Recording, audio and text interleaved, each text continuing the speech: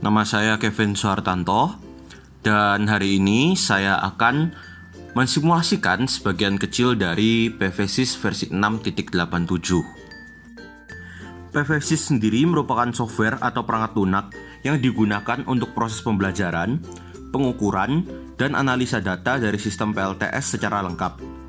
PVSys sendiri merupakan tools yang sering digunakan dalam mendesain panel surya.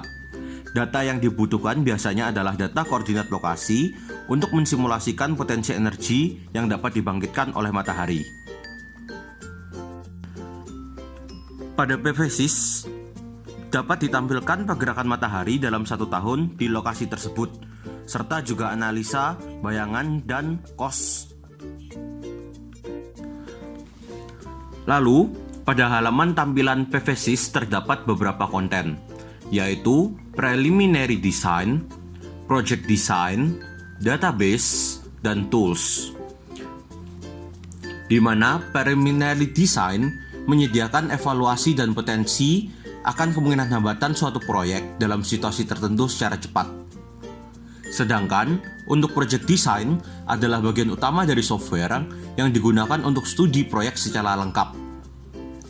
Database merupakan manajemen data iklim yang terdiri dari data per jam dan bulanan. Generasi data sintesis dari nilai per jam dan impor data eksternal. Tools menyediakan beberapa alat tambahan untuk memberikan perkiraan cepat dan visualisasi perilaku instalasi solar system. Untuk simulasi kali ini, kita akan menggunakan Preliminary Design. Lalu, setelah kita memilih Preliminary Design, kita dapat memilih sistem yang akan kita gunakan. Untuk yang pertama, kita akan menggunakan Grid Connected. Ini merupakan tampilan halaman utama dari Grid Connected System. Terdapat beberapa menu yang dapat kita masukkan. Menu pertama yang harus diinputkan adalah Site and Meteo, di mana kita akan melakukan input dari nama project serta lokasi dari project yang ingin kita lakukan. Pada bagian ini, kita akan memilih negara, yaitu Indonesia. Lalu menggunakan site yang telah ditentukan oleh PVSys, yaitu Batan Meteor Norm 7.2 Station. Lalu kita klik OK. Setelah kita menginputkan site dan meteo, maka akan terbuka dua pilihan, yaitu horizon dan sistem. Lalu, parameter input berikutnya adalah sistem, di mana kita memiliki array specification dan collector plane orientation. Array specification terdapat 3 pilihan, yaitu active area, nominal power, serta annual yield. Active area adalah menentukan luas yang digunakan modul panel surya. Nominal power adalah kapasitas perangkat panel surya. Dan annual yield adalah jumlah energi yang perlu diproduksi dalam jangka waktu 1 tahun. Nah, kali ini kita akan menggunakan annual yield sebesar 1000 megawatt hour per tahunnya.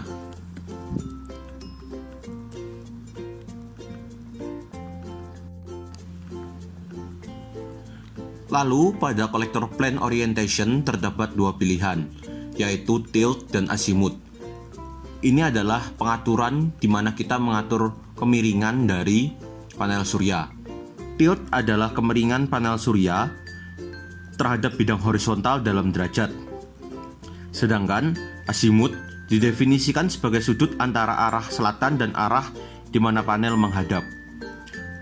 Pada pilihan ini juga terdapat optimization, di mana PVSys akan menunjukkan orientasi yang paling cocok untuk sistem panel surya atau menunjukkan kekurangan sistem pada saat orientasi tidak optimal.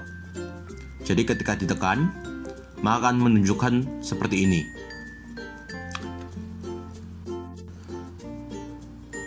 Nah, berdasarkan dari optimization, ditentukan tilt yang digunakan adalah 30 derajat dan azimuth yang digunakan adalah 0 derajat. Setelah ini selesai, kita perlu melakukan next. Pada bagian ini, kita akan menentukan tipe dari modul serta posisi dari modul tersebut. Yang kita akan gunakan adalah modul tipe standar dengan polycrystalline cell yang akan diletakkan pada atap rumah dan diletakkan secara ventilated. Nah, untuk saat ini sudah bisa kita lihat result dari input yang kita berikan. Namun ada satu input lagi yang opsional yang dapat kita berikan, yaitu horizon. Untuk sekarang kita melihat dulu result yang telah diberikan.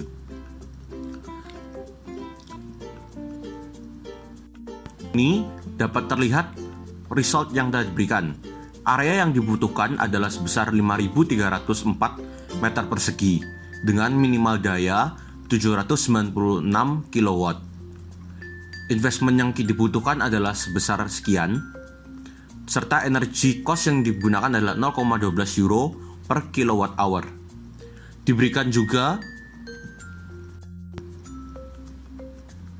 beberapa grafik dan informasi dari PV-SYS. Yang pertama adalah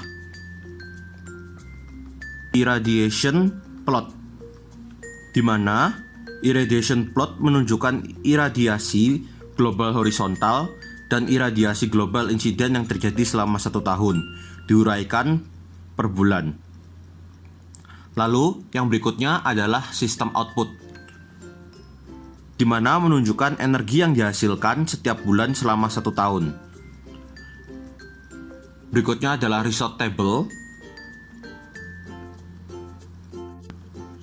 yang menunjukkan global horizon, collector plane, sistem output per hari dalam akumulasi 1 bulan selama 1 tahun. Dan yang terakhir adalah cost, di mana menunjukkan nilai investasi dengan mengurai komponen yang digunakan seperti harga modul, inverter, dan wiring.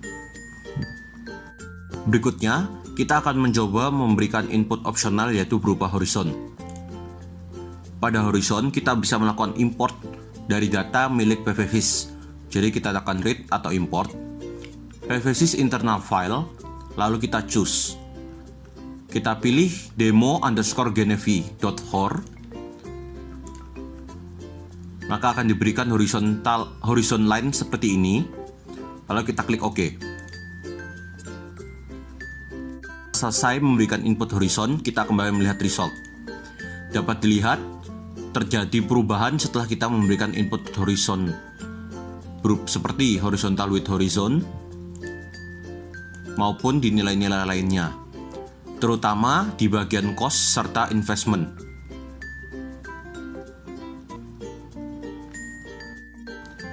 Berikutnya kita akan menggunakan sistem standalone. Mirip seperti sistem sebelumnya, kita perlu memberikan input set and meteo. Namun, yang berbeda adalah pada sistem standalone terdapat user need. Pertama, kita masukkan dulu set and meteo. Input yang sama, Indonesia dan Batan, di meteo norm 7.2 station. Kita klik OK, maka user need akan terbuka. Berikutnya, kita buka user need.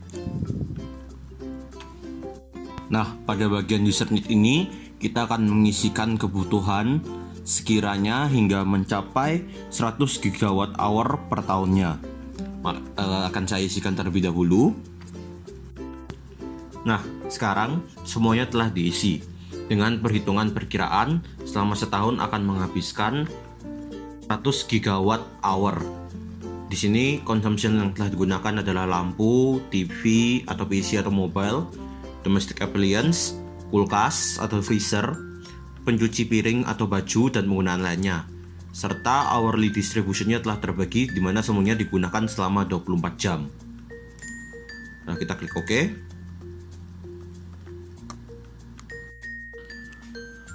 Parameter input lainnya yang dibutuhkan dalam simulasi sistem standalone adalah sistem specification. Pada penentuan nilai tilt dan azimuth akan menggunakan optimizing tool. Karena sistem yang digunakan adalah sistem standalone, maka lebih baik menentukan sistem dengan optimization pada musim dingin, sehingga sistem mampu menangani kebutuhan konsumen pada saat sinar matahari tidak optimal, yaitu pada musim dingin. Nah, setelah selesai kita memberikan input set and meteo serta sistem dan user need, maka kita bisa melihat result yang telah diberikan. Sama seperti sebelumnya, akan diberikan result seperti baterai kapasitas, investment cost, dan energy cost.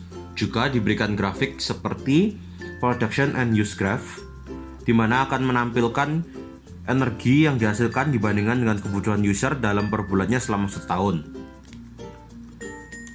Grafik LOL dan battery SOC, di mana akan menunjukkan grafik rata-rata status charging batteries dan kemungkinan terjadinya loss of load. Result table dan juga cost. Sekian dari simulasi PVSIS pada hari ini. Jika terdapat kata-kata yang salah, saya ucapkan mohon maaf yang sebesar-besarnya, dan atas perhatiannya saya ucapkan terima kasih.